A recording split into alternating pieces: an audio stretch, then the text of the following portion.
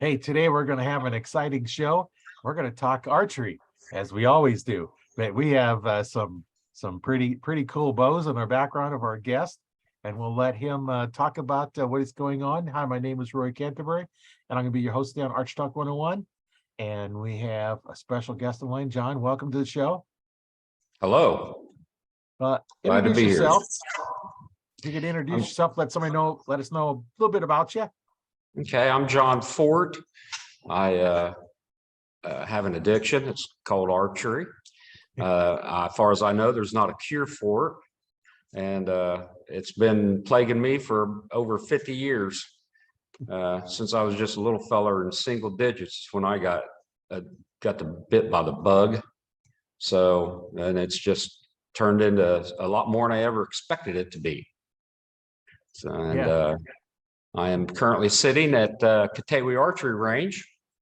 I thought we'd do it from here instead of a house or a shop. I don't know how often you get to do podcasts from an actual archery range. I'm currently sitting at the pro shop. They're closed, so it's pretty quiet. I don't know how bad the echo is in here, but this is our trad counter. We started out with a corner, and now we've got about a third of the shop that we get to use. We keep pushing all the compound stuff over a little tighter and tighter against the other wall. We're located in central Indiana, just from downtown Indianapolis to Noblesville is about a 30-minute drive, and it's all congested city and interstates. So we're really close to downtown, but once the 4-lane goes to 2-lane, we're in the country. So we're currently surrounded by alfalfa, soybeans, and corn. We're in a big park in Hamilton County at Strawtown, and named Koteewe Park, hence Koteewe Archery Range. Koteewe is actually a Miami Indian word, means prairie. So this was all prairie at one time. We're sitting on top of a huge Indian encampment that had been Indians living here for over 1,000 years, I guess, before we, run them off, basically. They find bison bones, pottery, and all kinds of Indian artifacts here. And all you have to do is pull the sod up, and they're just right under the grass. Now, this was a huge farm. The same family owned it. They got it from the Indians, and this 880 acres park now. The last Taylor that owned it donated it as a park. So the county thought they needed an archery range, so they put up a nice building and invited a friend of mine to come in and start an archery range. And he rents the building, and everything else is his that's here. We got over 100 3D animals. We've run a IBO tournament and an ASA tournament at the same time on the same weekend. We can do a lot here. Yeah, it sure sounds like it. Yeah. It is central Indiana. It's flat, but we do have some up and downhill shots. About a third of our 40 animal course, about a third of it is uphill, about a third of it's downhill, and about a third of it's flat shooting. So we can provide a variety. We've been contacted by USA Archery. We're going to hold a national event here next year. It's going to be a field archery tournament. So, things are good. We had the TAS World Championship last year. We've held numerous state championships, all kinds of traditional archery stuff because of Mandy and I. And we're a busy group over here. That sounds like it. Yeah, the compound side is you get whatever you want, whatever's out there. I don't know how many different dealers they are, but there's several. Yeah. And there's more wanting to come aboard here. We are an authorized bear dealer. So we have the custom, Kodiaks in stock. We got the Eichler bows in stock. We can get about whatever you need as far as traditional archery. We do a lot of beginner stuff here. People just want to get in, dip their toe in, $200 or $300, and they're set up and they can go out and shoot all their own stuff. They don't have to rent anymore. We do have a very good rental program here. It's full-fledged archery. It's a new facility too. I think it's about 8 years old. So it's still fairly brand new facility. Yeah, that is a fairly new building. A lot of archery shops end up being in old buildings just because that's what's available, Yeah. So it's really put together nice. They've made a conscious effort. We've got 2 100-yard ranges. We do have a lot of Olympic shooters that stop by and shoot Olympic style archery. We have a 30-yard range for your bow hunters we have bags set up every 5 yards out to 30 yards, so they can set sights and people can just shoot bags. We have our rentals we have dinosaurs and all kinds of fun stuff. It's actually just right over my shoulder here. We have dinosaurs and such out there for kids to shoot. We have a Bigfoot out there. And then we have a regular target range flat, the yellow, red, blue, black, white target for the renters to shoot their rental stuff. So yeah, quite a selection of stuff out there. That's for sure. It makes me wish I still lived in Indiana. yeah. I used to live in South Bend. Yeah. There's absolutely, we cover every aspect of archery here. There's nothing that we don't do. At one time, we thought we was going to have an equestrian, the horseback archery, holding an event here. Yeah, but they found another place. We actually have an equestrian center right next door to us, where you can rent horses. Yes, where you can rent and ride horses on a trail through the park. So, there's a tree just a little north of us, and it's a walk, just a little walk. You can do a tree zip lines and tree from tree to tree rope walks and all kinds of aerial stuff like that. So that's pretty cool. Yeah, I know I interviewed a guy that does the horseback archery. Yeah. And it's amazing watching them full gallop. They're shooting arrows at targets and hitting them. Yeah, that's what made the Huns such a bad group of people. Yeah. They're riding around. That's hard to hit. You're riding full steam on a horse shooting arrows. That's a hard target to shoot at. Yeah, and they knock their arrows up a little differently. They right-handed will do it on the right side of the bow, and then they use a thumb ring, because then as you pull back, it forces it into the bow instead of away from it. And they'll hold some in their hands and draw them back and shooting, and not even holding onto the reins or nothing. They're just kind of controlling the horse with their knees and just go. The horse knows where to go. Yeah, it's kind of cool. Yeah, the rider and the horse are really one unit. Yeah. For them. Yeah, they've got to be. Yeah, so sounds like you got quite a bit going on, and I know you can turn your camera on. Maybe those watching would like to see the shop there. Oh yeah. Besides, just the traditional archery aspect, I'll give you a little shot of the pro shop. Mandy is actually dodging the camera right now. So she's got to get on the camera again. She was on it before. Yeah. So here's a shot of some of our traditional stuff.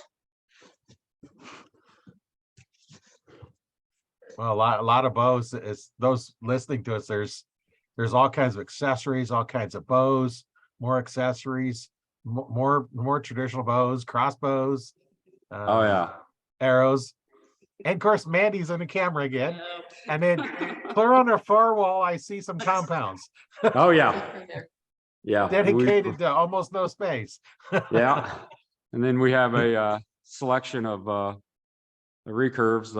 Like you said, we have I don't know, good 8 or 9 brand new bears that are still in the bags, untouched, for sale, considering we are a bear dealership. Yeah. So, And for those listening, if they wanted to get a hold of you and maybe order something, how would they get a hold of you? American billionaire Elon Musk has. Let's see. How about Koteewe's? My lovely assistant Mandy is getting me a Koteewe card. Oh, I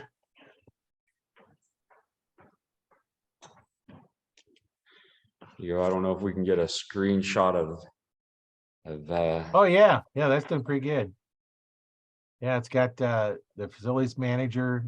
Was it Tony Gert? Tony Gert. Yeah. Yeah, 317-776-8472. And then it's Koteewe. I'll have to put a link in the description for the email, but your address is on there as well. So Yeah. I'll put links and information in the description. So if you're interested in getting a hold of them, just look in the description and it'll be there. Yeah. We that is just, what generally happens here as far as what Mandy and I do here and around the state of Indiana. Is we're currently I'm pro staff director for Three Rivers Archery. I think everybody's heard of that. Yeah, if you're an archer, you've heard of Three Rivers. Oh yeah. Jonathan Karch decided in the fall of 2019, he approached Mandy and I at the IBO World Championships out in West Virginia about organizing a team. And I've known Jonathan for several years and have, shot with him several times. And he decided he wanted to put a team together. And I've been around this since the very early 90s. So I've I know of everybody or know everybody or a bunch. And so we started that fall working on teams, and I started making phone calls, and we ended up with we've had some very, very high profile people on our staff, and this is our 4th year. We're going into our 5th year. I'll be making a video announcing our exception of applications and give links to the where to send an application and videos. So you have to keep a eye on our Hoosier Trad page. The Hoosier Traditional Archers will have it there. Here's a flyer of it. Yeah, and we'll get information on that too when it comes out. We'll definitely put some links in the group, and Archery Talk 101 Facebook group is a good place to go because you get to see these videos live and we can communicate with them, and we'll put something out there for those that are interested in it to apply, and when we have events coming up, we'll put links to events, and just help the archers out if they want to take it to the next level. This is the way to go. Yeah. We've had Ken Renus, Michael Davenport, Paul Helms, Fawn Gerard, Alan Marcy, and Amanda Gray, which did the podcast Breaking Trad. Of course, the famous Matt Balls. And so we've had some heavy hitters on our team. So we're looking to put on more heavy hitters. So, yeah, and we'll find out this this December, where Jonathan wants to take the team, last year we kind of figured we was just going to go up and pick a team, and 2-3 hours, and we was going to leave, and we ended up being all day. We reorganized everything. Yeah. We got done, and Johnson said, "Well, I wasn't expecting to do that, but yeah, we redone a lot." It was economically was a bad year last year, so we made some changes to try to help the team and still be able to afford to put one on. So yeah, that's the key. You got to make it affordable and so that everybody can have fun and not break the bank doing it. right, yeah. But as far as giving back, I can't think of anybody else but Three Rivers that's given back like this. They've given a lot of people a lot of opportunities, and they've given away a lot of equipment. And they have we have a first, second, third payout also. Jonathan gives us money for placing in top tournaments. So we've had just this year we've had on state and national events, we've had 21 first place winners on our team. We've had 15 second place winners and 2 third place winners. That's competed at higher levels. So in the 3D world, but 3D is done, and now we're heading into the indoor season. So we'll see what happens indoor wise. Yeah. There's not much indoors going on in the southern United States. I don't know why, but it's not happening down there like it is up here. So it's kind of a bummer, but I know they do a little bit of 3D, and even with that, we shot out almost every weekend this year. I think it was just 2 or 3 weekends that Mandy and I didn't travel someplace to shoot. I know I've logged almost 6,000 miles just this summer in shooting. That's a lot of miles on a vehicle. Oh yeah. I'm mile it out, but it's like I said, it's an addiction. Yeah. But a good addiction. Yeah. It is fun. So we do enjoy getting around, and we support a lot of the other clubs. I know you had Whiskey City on here a while back, David Schneider. We support him. He supports us. The Indiana Traditional Bow Hunters Association, we support them. Our Facebook page, Hoosier Traditional Archers, tries to put any tournament that's going on in Indiana on that page. So even the compound shooters can go someplace and say, look here, this is what's happening this weekend. So that's good. We're here for traditional archery, but we want to support the whole archery family also. Yeah. So, we've got, we put on Hoosier Traditional Archers puts on a Triple Crown, which consists of 4 different shoots through the state. So if you miss one, you can still participate in a Triple Crown. You can, and if you shoot all 4, we will drop your lowest score and only keep your 3 highest as a little bonus for shooting all 4 of them. And then we put on a all traditional state championship at the first weekend of July every year, Saturday, Sunday. And that's a come in and shoot your 40 and leave. And if you want to camp, we have camping available right here on the premises, and you can pay a price and shoot all weekend. So that sounds pretty good. Yeah. Next February, we're going to start a traditional weekend, be the 3rd weekend of the month. We'll have anywhere between 30 and 40 targets set out for the weekend, and we will. I'm not sure, but it'll be $10 or $12 maybe $8 to shoot a 3D round. And on, 35, 40 targets, that's not a bad deal. No, that's pretty good. And if you want to come back Sunday, we got a special deal for 2 days. If you want to just shoot, you want to come back and shoot the second day, we'll have a special deal to shoot 2 days. Our regular price is $12 to shoot the 3D range, but we're going to come in a lot. We're going to come in a couple, $3 or $4 under that for traditional weekend. So if you carry a longbow or a recurve in, even if it's an Olympic recurve, you get the shooter discount for the weekend. That's pretty good. I see Mandy has posted some of the information in the group. So those of you that are watching, if you want to get in Archery Talk 101 Facebook group, there's links there for you to connect up with you guys, and it's a lot of good information out there. And hey, let's just get this going and keep promoting it and keep promoting and having fun. Yeah, we're looking at about 980 some people on our Facebook page now. Oh, yeah, we're starting to really roll. So I'm excited for that.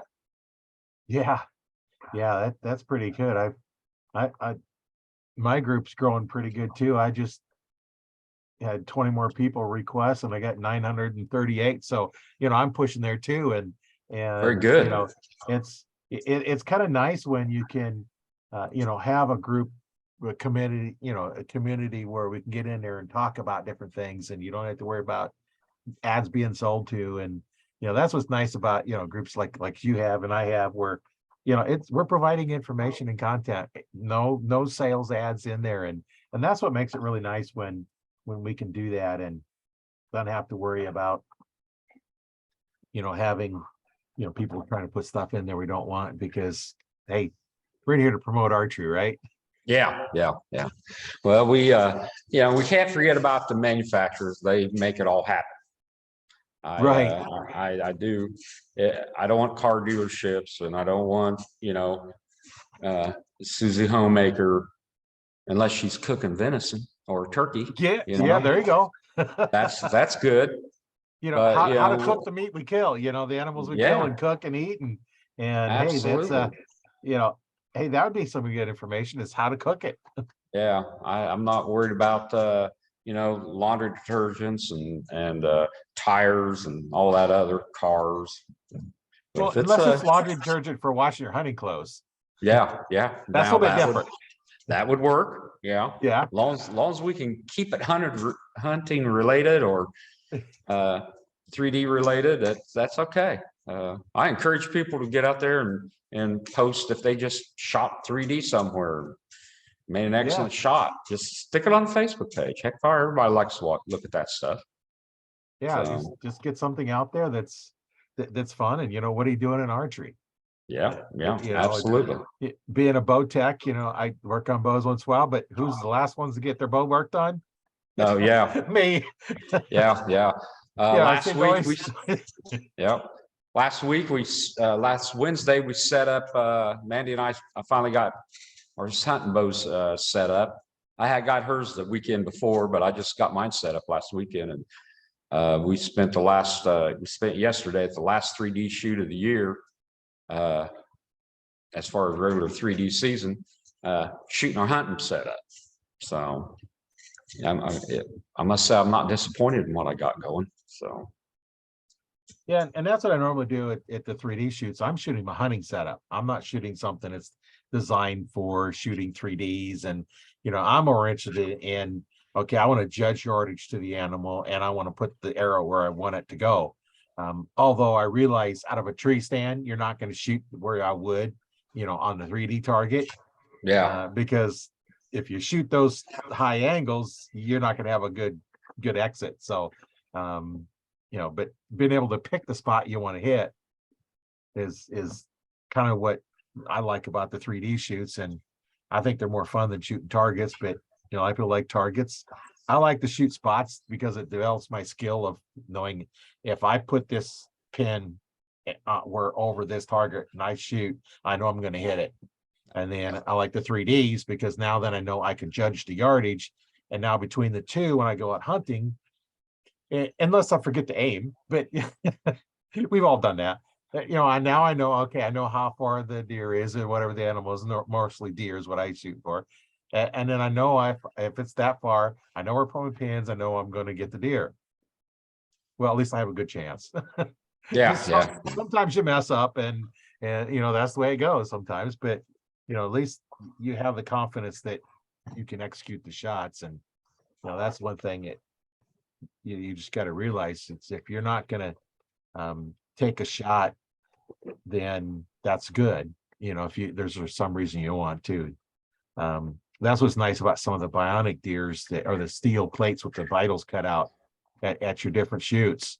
And I was like, no, I don't want to take a chance of wrecking an arrow. Would you take that shot at a deer? Well, yeah.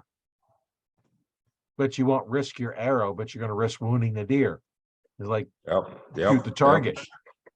This is that buck of the lifetime. If you get your arrow back, you got it. If you don't, well, you just wounded that animal and you'll never get it because it's going to run off somewhere and die.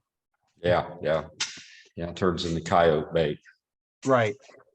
And, I think, there should be a special class for those that are doing hunting, because it should be -5 for hitting foam and 8, 10, or 12 or whatever you have there. So if you have a kill shot, you get positive points. If you have a wounding shot, you get negative points. Yeah, I've shot tournaments like that. Yeah. And fun stuff. yeah, just kind of fun, because then that makes you think. It's like, okay, can I make this shot? And it's like, I don't think I can make this shot. So now then you take a 0 as opposed to taking a -5. Yeah. So that would be, I think that'd be fun one to do. All of them I've been to have just been, 5, 8, 10, though some of them will do 12 ring, but Yeah. The Cloverdale Nationals here in Indiana, they have a 5 or nothing.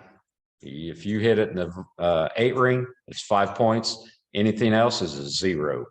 oh yeah. Oh yeah. It's been that way for, man, they've been going at it for over 30 years there. Oh, And it's huge. It's a huge traditional meet. It's the weekend before Compton. So there's the Compton, Michigan shoot right after the Cloverdale Nationals.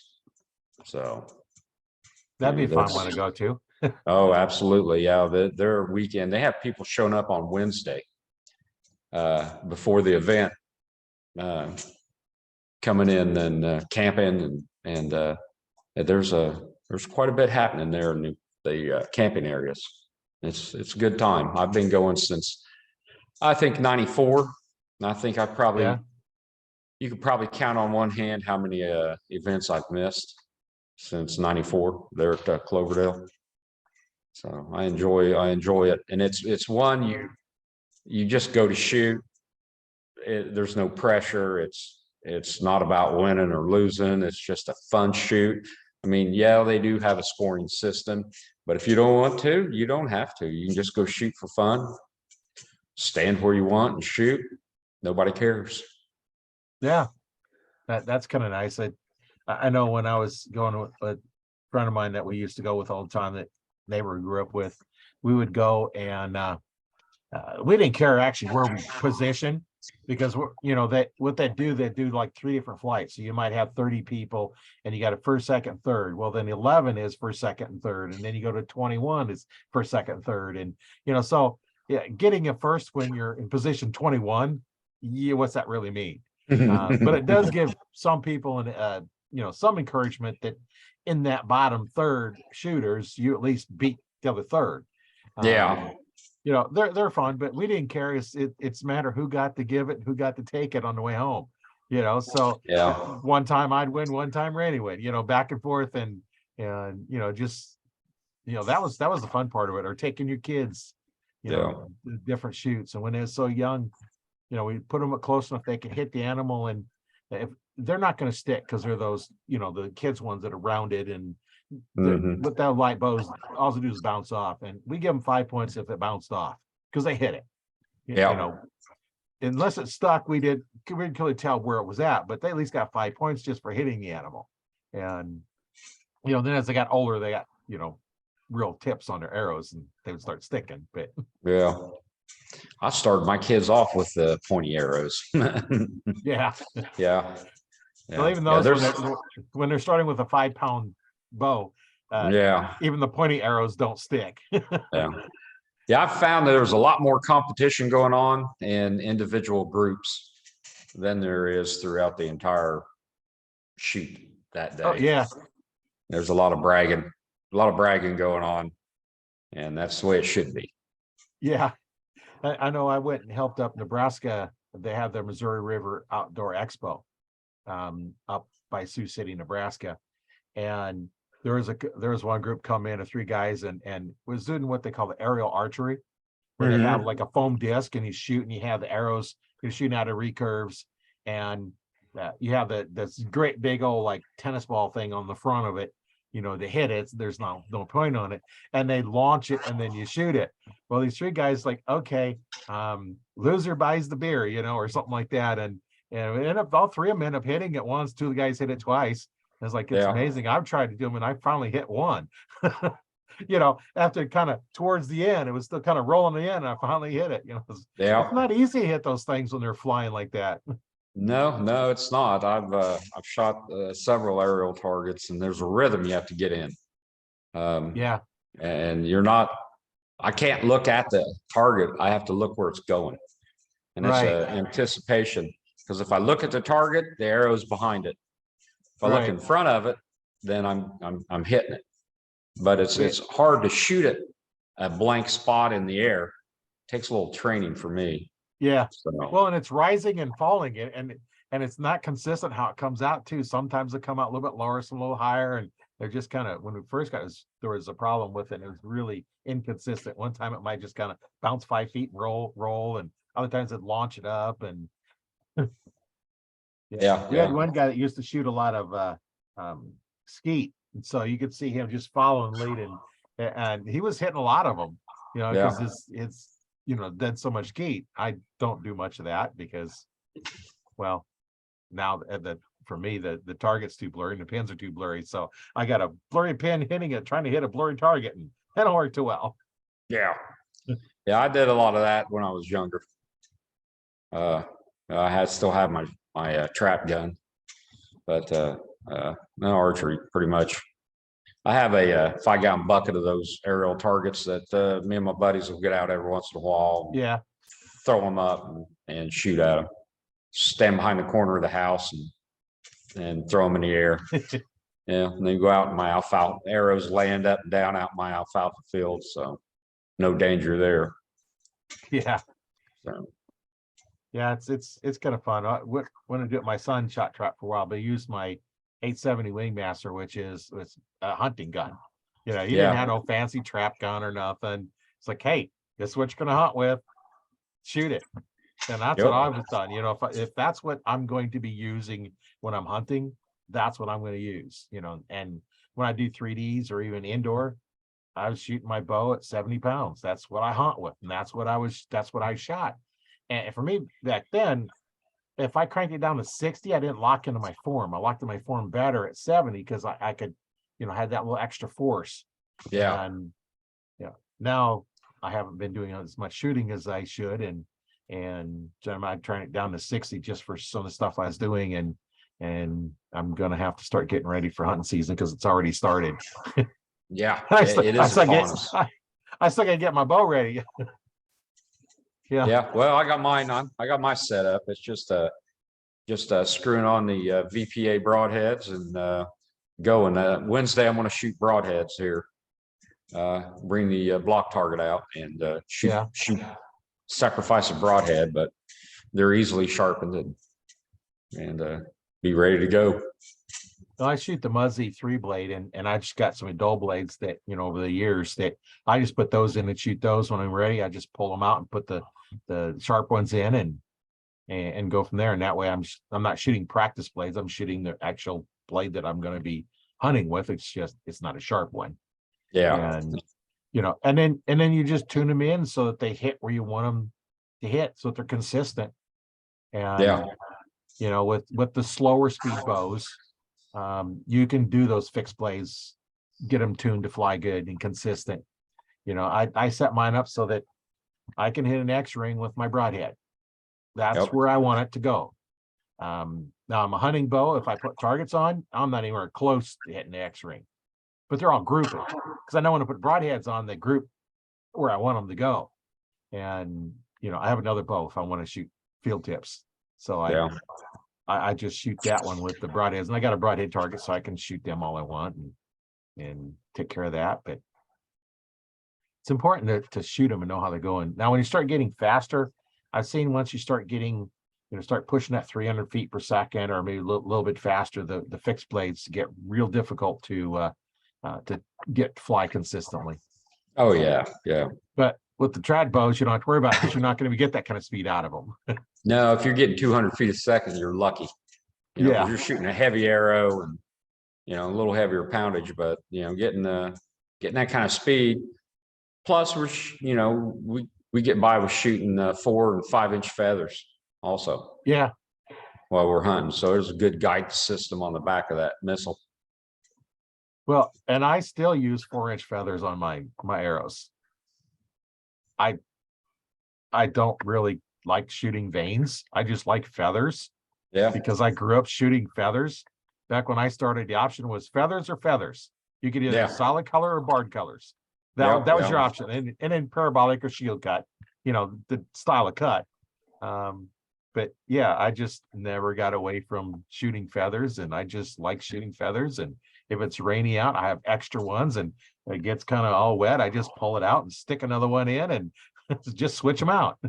I don't Yeah. like hunting in the rain anyway. So if it's that rainy, that I'm not going to get a shot anyway, because I'm not going to be able to blood trail it anyway.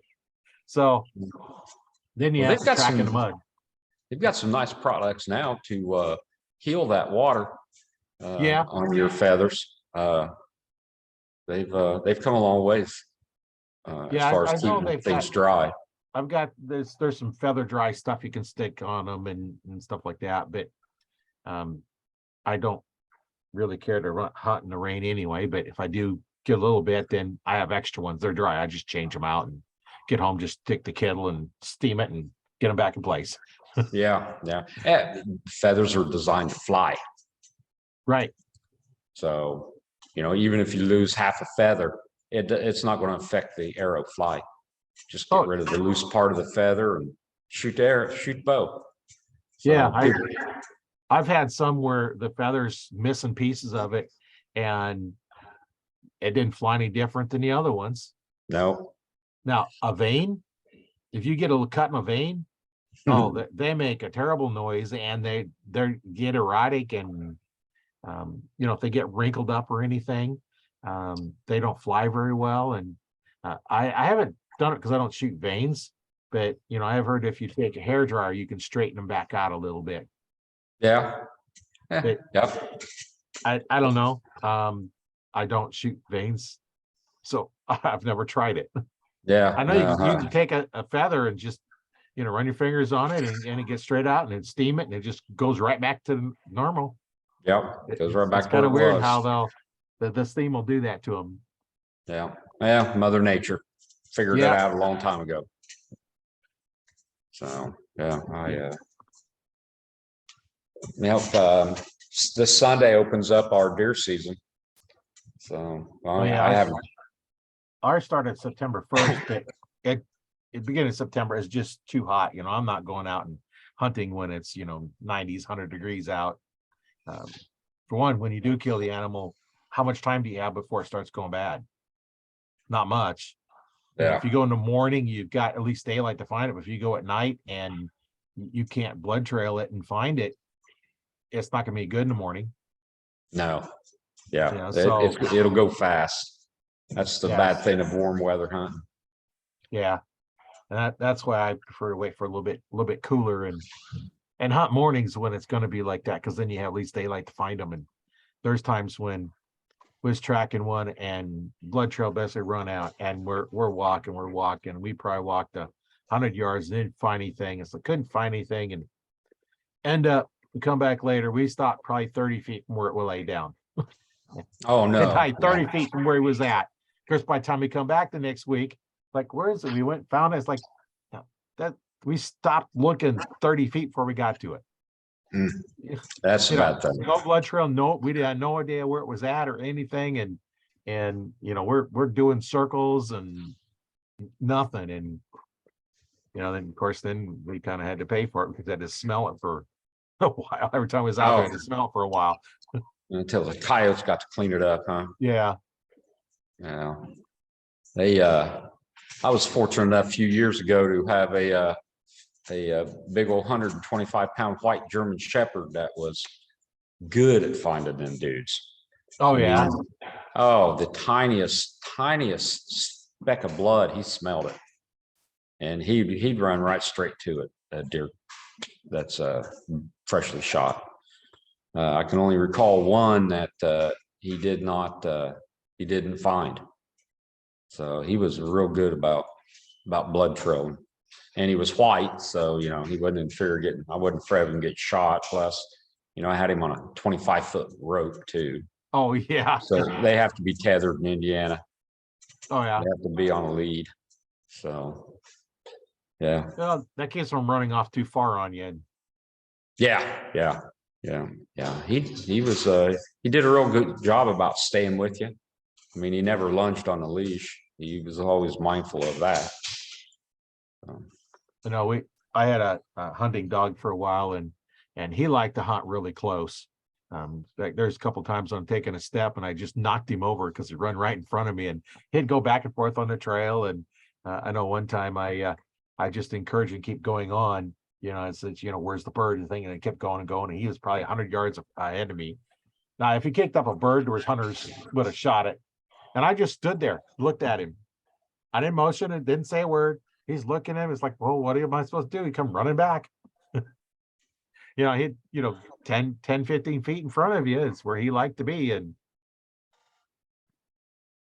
dogs, amazing what they can do. I always thought about training to hunt deer or go find the kids or something, but he got too old. Yeah. And Let's we played take it that off. game. Yeah, you used to be, we could open the gate in the backyard, he'd stay there unless I opened it at night because he's used to that's time to go hunt.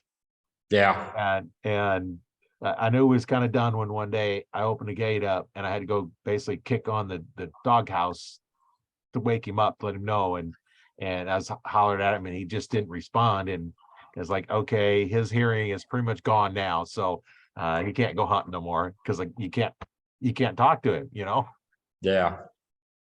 Yeah. I had a dog go deaf on me, and I had the ones after that always used hand signals, and taught them with hand signals also. So yeah, that way they can. You can always communicate with them. Yeah. So, And he was getting old enough then that it wasn't too long after that he got some cancer or something, and he didn't live too long after that. But it's one of those things that it's amazing what their noses can do. And if you can't find a deer, somebody has a dog that's trained to go find them, they'll find them. oh yeah. Yeah. Yeah. It was several years ago that I happened to have this old boy. I miss him. That's the problem. Yeah. Having dog. I'm currently dogless, but my retirement gift to myself is 2 German Shepherds. Oh, that'd be good. Then another year and a half, I'm done. I'm going to find me two shepherds, one not from the same litter. Yeah. But I'm gonna have me 2 boys. And they'll be my constant companion. Yeah.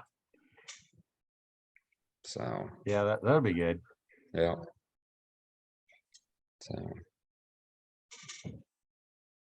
we've go ahead.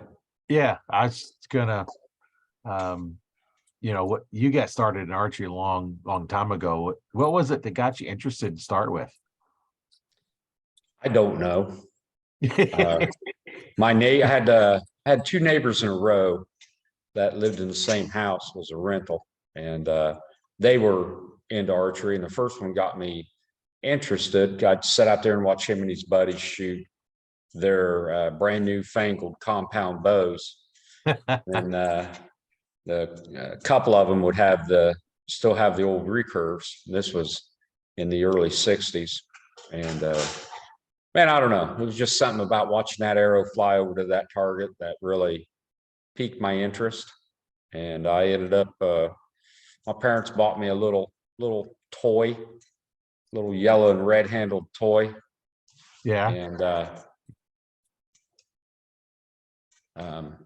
it got shot well, and then I got a little older and got a little better bow. Yeah. You just kind of go from there. Yeah. I just kept building and building and building. So, yeah, I was, but the recurves have always is what captivated my interest, because they're the wood, probably the shapes. I really like the shape of them. I've shot a couple 3 compounds, and just wasn't the same kind of feeling. Even when you turn a compound shooter, and I've done a lot of this, is turn a compound shooter over to a recurve. They just immediately fall in love with the simplicity and the fun of it. It just seems like it's more fun. There's not as much pressure to hit the target. With a modern compound, it's quite a machine. I mean, it's like a high-powered rifle. There's no excuse not to miss. And it seems like with a recurve or a longbow, you got a built-in excuse to miss. Yeah, you don't have any sights. Yeah. All the excuses is built in. You just got to separate them from yourself. Compounds take a lot of work to stay tuned up. Unless something physically happens to a recurve, then limb gives up or something. It's really pretty. It's the same machine yesterday as it was today. It's the human being that makes a difference. Well, the problem with the compounds is there's so many things you can adjust, and I know there's a lot of them out there that once they get it adjusted perfectly, they want to mess with it and change it, constantly changing it. Now, me, once I get it set up and working, I ain't changing nothing until I need a new string. Yeah. Then I'm making a new string and then put it on, and that's where I got a new string on it, but I haven't finished setting it up. So I need to go through and make sure, that everything is still right. I got the knock point where it's supposed to be, and get all that going, and the left and right should be okay on there. I just need to make sure the knock point's right and do some shooting. But me, I don't mess with stuff. I get them fixed up, let them go. I don't, some people will tweak everything, and no, I'm not tweaking them. Yeah. The owner here, Tony Gert, was amazed at what you, as a traditional archer, what you have to go through to tune your arrow to the bow and to the shooter. And everyone's different.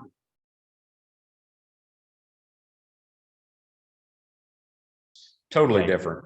Some people you can have a arrow punch an almost perfect bullet hole in 10-15 minutes, and I spent a couple hours with guys trying to get arrows tuned to their bows to get a good tear, so they can have something reliable when they screw the broadhead on, and add that variance of flight to the end of that arrow. Yeah. And I know there's a lot of people that will put too much pressure on paper tuning. Yeah. When I set up a compound bow, there's no reason to the paper, because it's set up to be perfectly horizontal. It's set up that the rest of the thing is set up right. You're not going to be doing a lot of tweaking. I've taken people that can't shoot a good hole, and I'm watching. It's like, okay, I can shoot a good hole with this bow because their form is off, and I'll take that bow and I'll shoot perfect hole. And then I'll take it and I'll do something purposely wrong and have a terrible shot. It's like, what's the difference in the way I'm holding the bow mostly? And I've also seen people with death grip derail their bow when they shoot, because what they've done is they've gripped and they've twisted that riser. So now it's at full draw. That cam is leaned sideways. So as you let go, that string is already off the edge and you derail it. Like, quit gripping your bow. You won't derail your bow. Yeah. Yeah, there's a lot can go wrong from the time you put the arrow on till it leaves. Yeah. So And there's just a little bit less of that to worry about with the traditional bows. You know, you don't have the derailing over the wheels and stuff like that to worry about, and you do grip a little bit more. But I hold my compound and recurve the same way. yeah, I have the same grip. I don't need an arm guard because I'm same draw length and same grip, so it's not going to hit my arm. You know, if you hold it like you do it like a bat or something, yeah, you're going to put that arm in the way. But I do the Yeah. same grip, so it feels the same.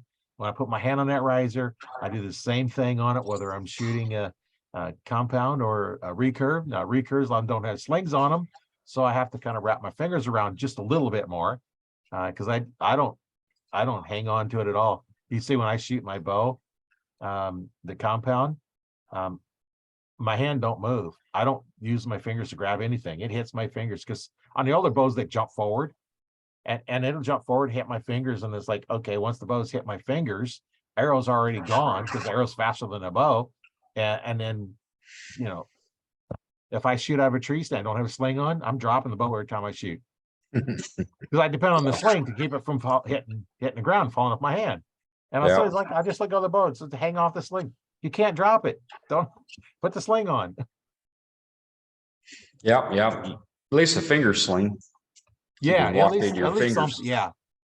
I've seen a lot of the Olympic archers have the finger sling goes across the index and the thumb, just so that they don't have to worry about dropping the bow, because they don't want to grab onto it, and that keeps it from falling. And Yeah, I use fingertips to keep the bow in my hand, and Mandy shoots open-handed with finger sling. So yeah. So yeah, she want to get on and say hi to our audience, or is she going to be bashful this time? she's shaking her head. No, come here, Mandy. Say hi. You had an interview all to yourself, so I know you're not bashful. No, no, I am. I'm not thrilled with it. Hello, everybody. Well, we had to get you back on, at least say hi, you know. Yeah. Yeah. I've just been sitting in the back, just supervising, making sure everything's here that we need. So Yeah.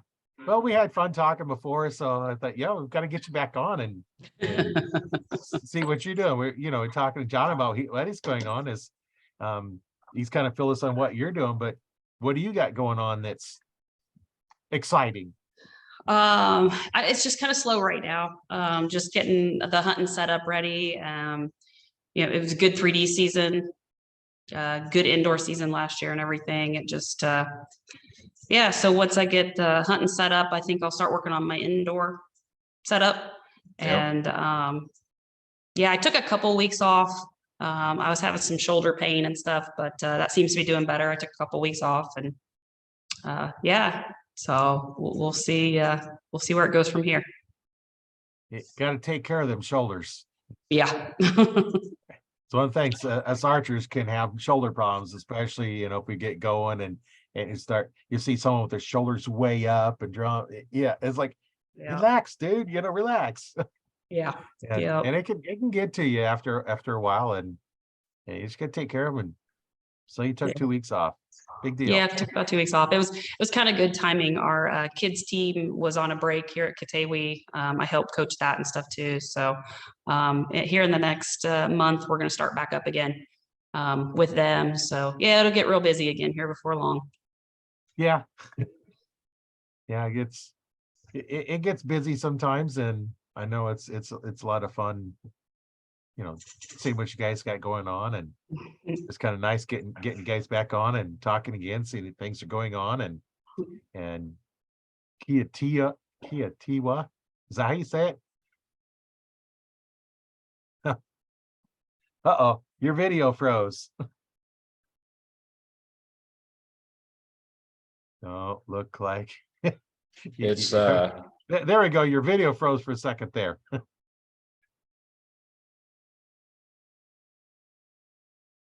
Oh no, yeah, must be having a little bit of internet trouble on their end because their video froze again, and I'm sure they'll come back here in a second. We've had good video all along and good audio for quite a while. So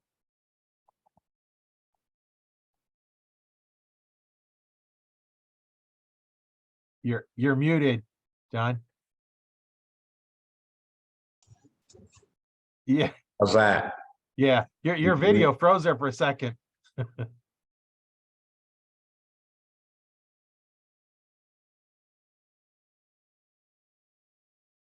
It's pronounced Koteewe.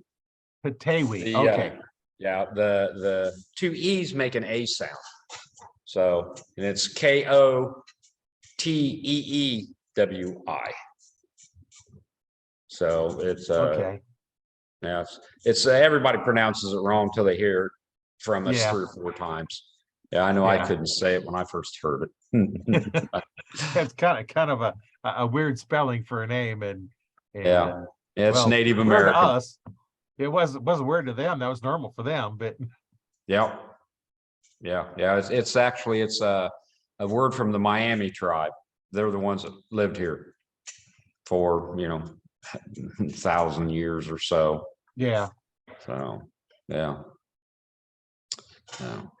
Yeah, this year we're anticipating Mandy to make the 3D world team again next year.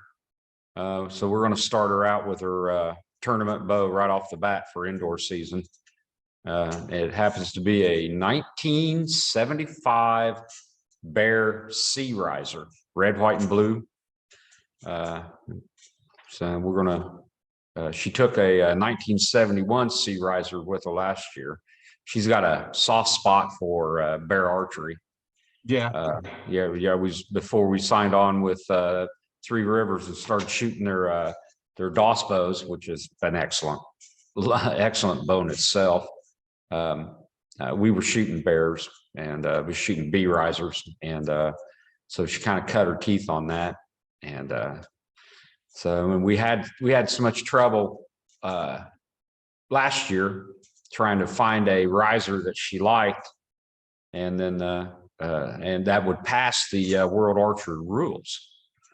They've got some pretty strict rules on the way the riser could be made, and being rookies in that, we wasn't sure exactly. We couldn't get the exact story until she got there, and she bought a riser. And we kept hearing it was illegal to use because of rule changes. So, I came up with a 71 Sea Riser, which made a 70-inch target bow, and she instantly fell in love with that. And then in my addiction of collecting recurves, I came across a 1976 or 75 red, white, and blue Sea Riser, which made another 70-inch bow. And we're going to put modern fast flight limbs on it. And that's what she's going to go to trials with in June next year. So see if we can get her back wearing a red, white, and blue, shooting someplace in the world. That would be good. We'll have to have her back on when she gets on there and see how her story goes. Yeah, she just dropped her head down, shook it. Yeah, she's a little camera shy. Yeah, I don't know. We talked for over an hour. I know the last time we was on with her. Yeah, well, we were lucky. Yeah, he was lucky. Our business agreement was when we was sitting around one winter, and I came up with great ideas. I'll tell you, I come up with which means work for Mandy. Yeah. Our agreement was that I would deal with people and she would hide in the background and deal with the paperwork and computers. So I'm a little more of a people person than she is, but that was our deal. And since then, I've been thrusting her out in front of people every chance I get. And Yeah. I ought to turn the camera around and let you look at some of these faces I'm catching right now. But yeah, she just she's not much for getting out in front of public, but and it just don't bother me at all. So I end up doing most of the dealing and setting things up, and then filling her in with what's what, and then she coordinates it all.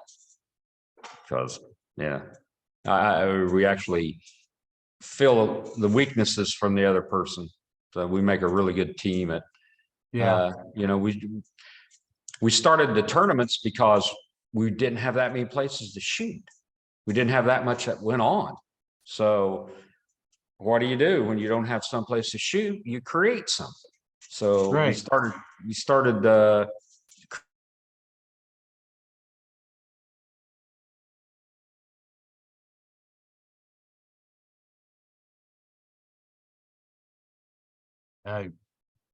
video froze again and audio froze. so, Look come back. There you go. You're back. okay. Tell her there she's not was, doing a good job because your internet keeps going out. Yeah, our internet is unstable, it says. Yeah, we created shoots because there wasn't very many, and then all of a sudden, just out of the woodwork, there was just tournaments popping up all over. Old places,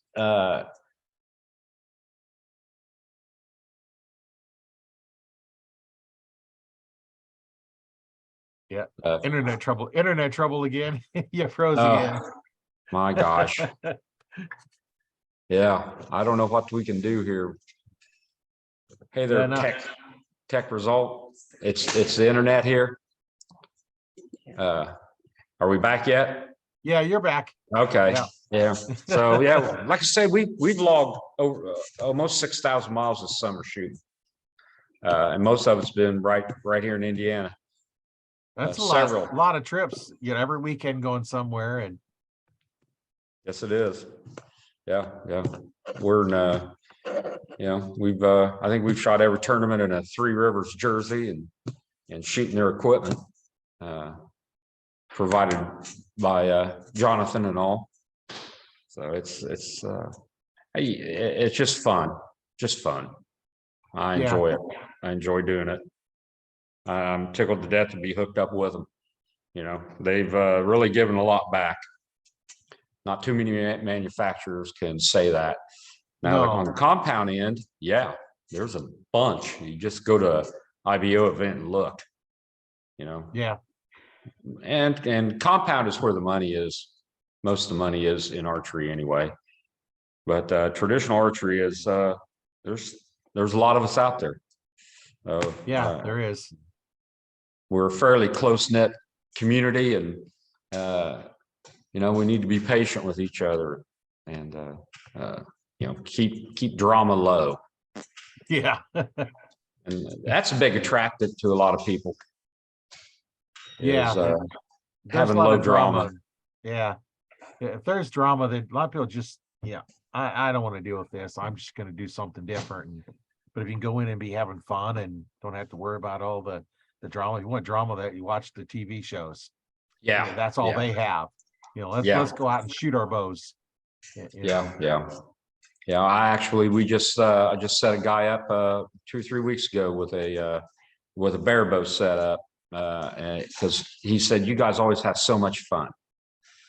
You know, we meet every third Saturday here as a club, and everybody has a $4 discount to shoot, and we go out and we shoot the 3D range, and you know, we're laughing and cutting up, and you know, having a good time. And he was jealous of that, so he decided he wanted some of that action, and we set him up with a beginner bear bow setup. And you know, he's been on it since. He's been shooting every day, he says, and he says he's really enjoying archery again. So yeah, that's the key to all this, is just, you know, have fun, you know, shoot what you want to shoot. You know, if you want to shoot your crossbow and that's where your fun is, do it. Yeah. You know, you just have to have a little bit different target, because they have a tendency to bury them little bolts a little too far on some of them. But well, in our traditional archery shoots that we put on, we have 12 different classes. So we have a variety of equipment you can shoot, between the men and women classes.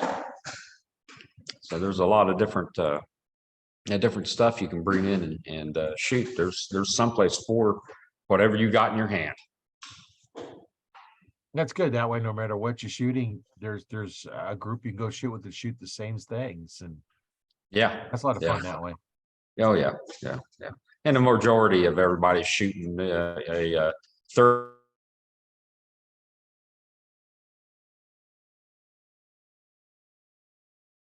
Well, we'll have to find out what majority of people are shooting and then he cut out. Yeah. There we go. Majority of people are shooting and then you cut out. Oh yeah. The majority of people are shooting are shooting for the fun of it. So that's what our traditional weekends are going to be coming up for next year, is just absolutely for fun. If you want to turn a scorecard in, we'll post scores. But if you I think just have fun. Yeah, just have fun. Your internet seems to be going out quite a bit. So Yeah, I don't know what the deal is. I'm not a techie. Yeah, maybe a storm's rolling in or something, or getting windy, and who knows what it is. Yeah. So, well, Yeah. Well, in closing, what would you like to tell our listeners? oh, just have fun with the sport. It's as individual as the person is. Traditional archery is as individual as the person is. There's so many variances. Yeah. And shooting styles, and it's enjoyable to get out and see all of it. And it's I haven't been to a bad traditional archery shoot yet, and I've been to a lot of shoots. So, get out and get busy, make new friends. Yeah, and that's the thing. If you're someplace and you see somebody wearing a hat that promotes some archery, that's like, go up and talk to them about archery. They're going to talk about archery. You just made yourself a new friend. Oh yeah. I'll wear different hats. I've got mostly PSC hats, but I got a Martin hat, and I'll wear those sometimes. And of course today I'm not wearing an archery hat. It's actually a gunpowder manufacturer, but I wear different hats all the time. So if you go up and talk to somebody that's an archer, you want a friend, go to an archery range, start talking, asking them about their equipment. If you haven't ever shot a bow and you're thinking about it, find an archery range. Go in there and talk to them. They're going to talk, and they may even have something you can shoot. Oh yeah. We're fortunate enough we probably got 25, 30 rental bows here. Yeah. We're really geared to start somebody that has no idea what they're doing to like Mandy, shooting on Team USA. We got everything covered in between. And that's what's nice about, getting in groups that deal with that, like we said earlier, that, your group, whether you go into traditional, who's a traditional archers or any of the traditional archery groups, or your Koteewe. Koteewe. Okay. I'll get this right for the end of this. Koteewe, archery.com is another place you go out and connect with you. And it's just a lot of good information. And, even if they don't live in your state, get a hold of you and talk to you. You might know somebody wherever they live that is close to them that can help them out. Because a lot of people don't know, where do I go? And, around here, there is one pro shop in the probably 50-mile area. All the rest of them are box stores. Yeah. And you go into a box store, you may or may not have somebody that knows what they're doing. Mm-hmm. Yeah, we see that. And you go in, and some of them only want to sell you the most expensive stuff because they make commissions on the percentage of what they sell you. stay away Oh, from those yeah. places because they're not in it for you. They're in it for themselves to make as much money. Yeah. Now, you're going to find some that, going to sell you what you need. But mostly, a lot of those are going to sell you what they want to sell you because they think it's the best and also makes them the most profit. And if you go to a place that's not working on commission, you're more likely to get somebody that's going to help you with what you want. But go to different ranges or stores. And if you don't have a place like you have there, where you can go in and you have people that are knowledgeable in compounds and recurves and longbows and just archery in general. And, that's the thing. You go in, let's help them out. And, like you and I and, most of the archery community, that are in this level, we're going to help you out. And, Oh, yeah. My goal with teaching somebody is I want to make you a better shot than me. Yeah. And as I get older and older, that's easier and easier to do. Ain't that the truth? Ain't that the truth? As I get older and older, I don't see as well. And, I have blurry pins, I have blurry target, and I can switch left-handed, but I'm right eye dominant, but actually I can see clearer when I'm shooting with the left eye than my right eye. But, that's one of those things that, you just deal with them and we just go from, helping you shoot. And a lot of us that have been teaching for a while, we're going to make you a better shot. If you're willing to dig in and listen to what we're doing, we can adapt it to you. I teach one specific technique, and I tell you why I'm teaching that, and then we modify it to fit you. Yeah, absolutely. I like to shoot. I like to teach people an Olympic style archery form. I mean, they are the best archers in the world, so that's and then we modify it for that individual person. I've had some people with short arms. They can't do the same thing somebody with a regular set of arms can do. Yeah. So you just got to modify things. They'll never get the proper back tension and the shoulder locks that some others can get, because their arms are short. And, you just got to modify it to that person. They say advice is free unless you're a lawyer. Yeah. So yeah, I know there's so many things to do, and I like to teach, and I'll tell you why I'm telling you to do the way I'm doing. Because if I don't tell you why, you're just like, well, I always hated the response, well, because I said to do it this way. Why? Like the kids always, like, you tell a kid to do something, why? You tell me again, it's like, why? Well, I want to tell you the why, so you don't have to ask me why do you do it this way, and I explain everything, and then if it doesn't work, you're pointing at Mandy, I think, aren't you? Yeah. Well, I get a lot of grief around here because they say I over explain things and make it complicated. And I'm very detailed in my instructions, and I give a why for everything, every movement that I tell people to do. There's a why. And, and it, our lessons that we have here are 30-minute and hour lessons. And I'm a volunteer here, so I don't have to really follow their rules. So my 30-minute lessons is 45 minutes to an hour, and my hour lesson is an hour and a half, hour and 45 minutes. So you get your money's worth, and there's your first 2 or 3 lessons, there's as much talking and explaining why as there is shooting. So you're not exhausted after 45 minutes or so, because you've shot probably half as much as some people that would teach you to shoot. Because there's so much why that I like to explain, and the dynamics of everything and the physics of it. There's a lot of physics going on, and I'm no math major, but it's simple logic of why. Yeah. And maybe one of these days we'll get in here and I'll go through different things and explain, the whys behind everything. And that would be, something that, so you can learn. It's like, okay, why do this? Just the proper grip could take a half hour before you even get the grip right. You haven't even drawn the bow yet. Just getting it and just starting the motion, until you get that right, there's no reason to go on beyond that. And so it can take steps and steps and steps.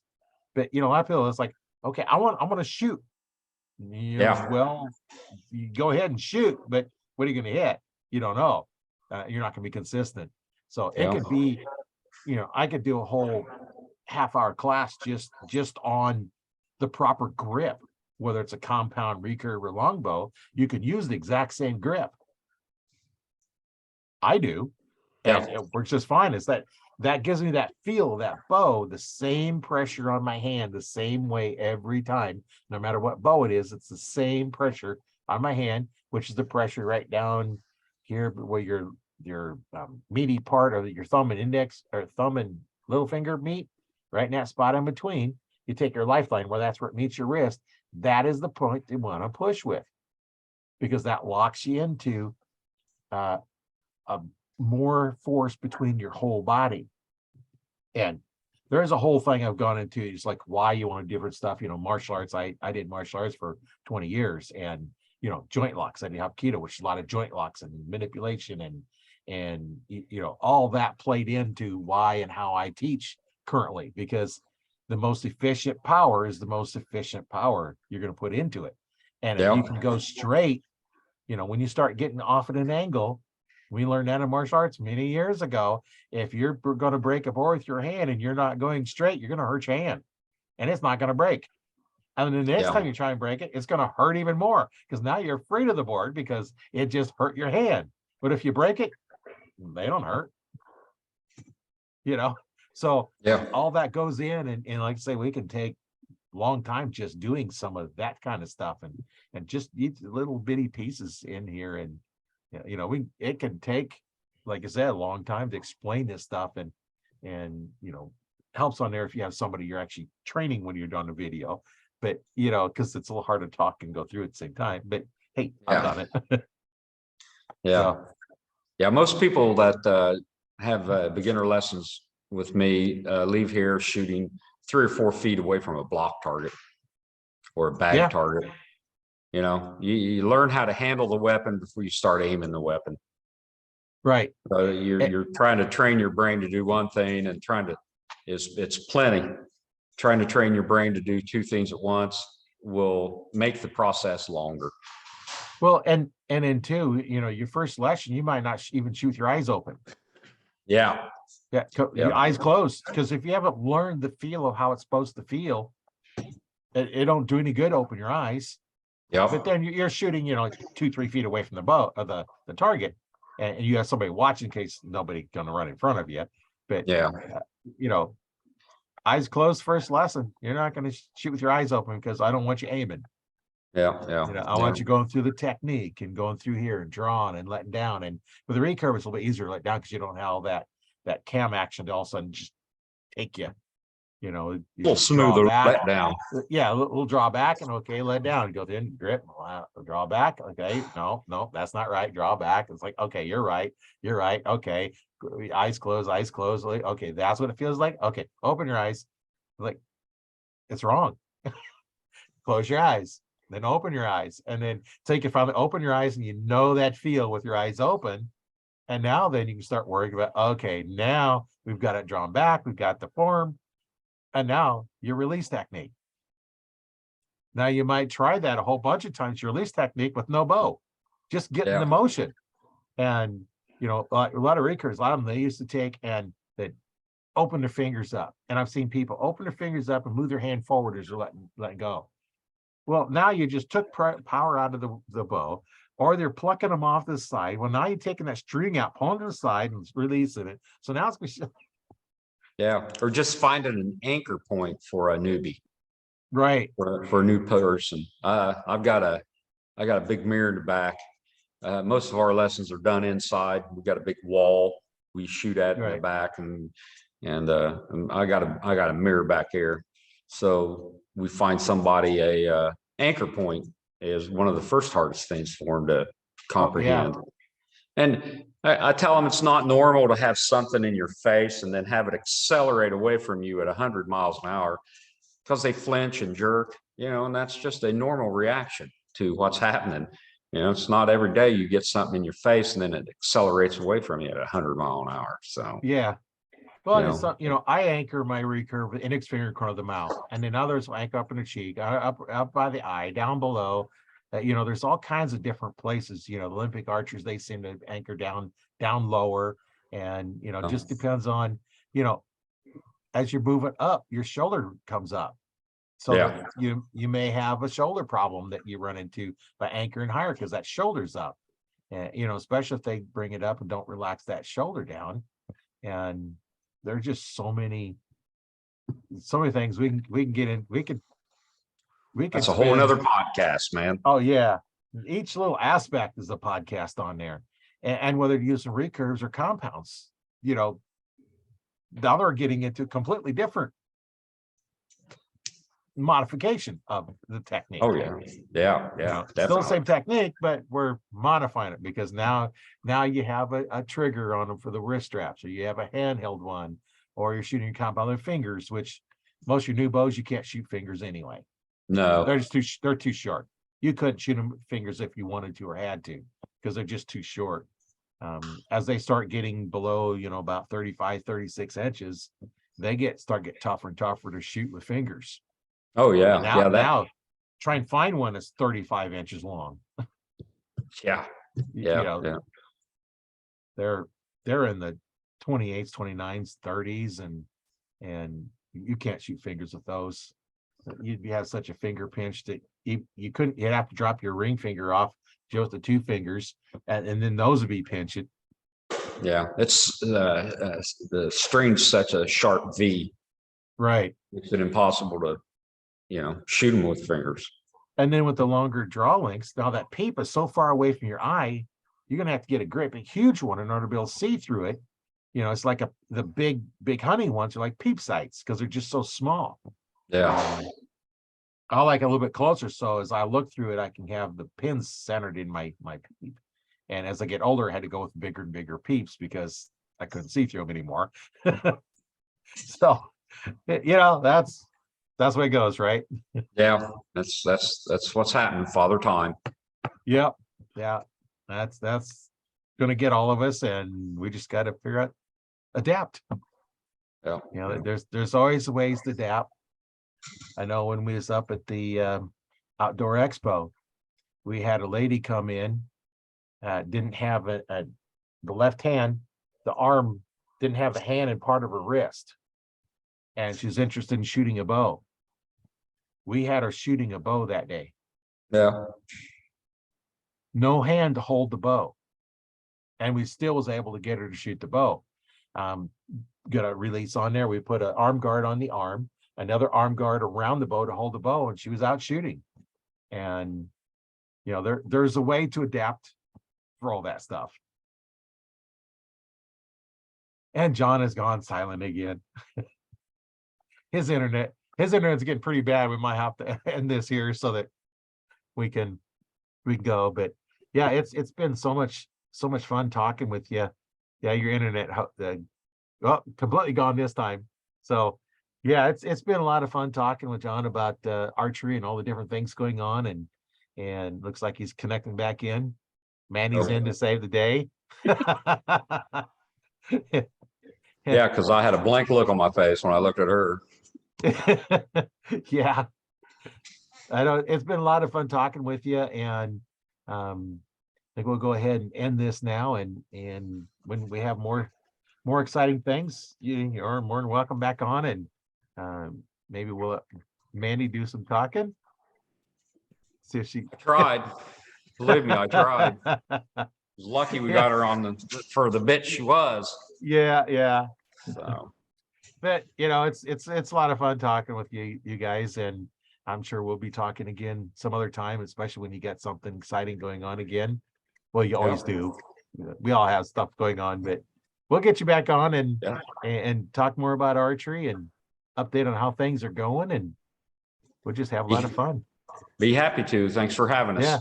Yeah, it's been a lot of fun. My name Yep. is Roy Canterbury, and I've been your host on Archery Talk 101.